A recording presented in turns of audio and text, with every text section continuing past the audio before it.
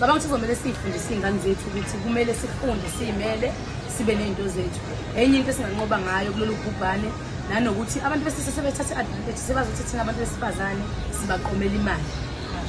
And ngiyakholelwa ukuthi manje sebudlelwaneni unayi right yokuthengela umuntu wakhe iskipa uma usibonile wasithanda.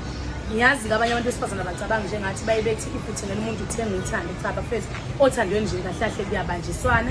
If umuntu wakhe nemoto engenawo petrol ke emsebenzini ungamfakela ipetrol njoba naye futhi engakufakela. Uma umuntu wakhe ufuna ukufonela ifamily yakhe ungamfakela i-airtime guys. Hayi lokuthi sithi uzofonela izintombi zakhe yena ngesikhathi ekufakela yena akasha ngithi uzofonela amadoda akhe. So guys ngicabanga ukuthi sibalance uthando ukuze sibuyele back abantu besilisa bebona ukuthi sibasekho nabantu abanothando asisupportaneni kungabi ukuthi sekumthola abantu besilisa ukuthi basenzele izinto.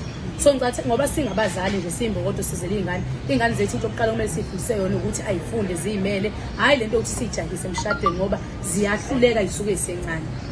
So thina sizikhali bafethu asilibuyiseni izwe ingane zethu singalahlekisi imbokodo nje bafethu lisebenze asiyeleni ngicathi wasila sonke lenhlangano esiqalayo.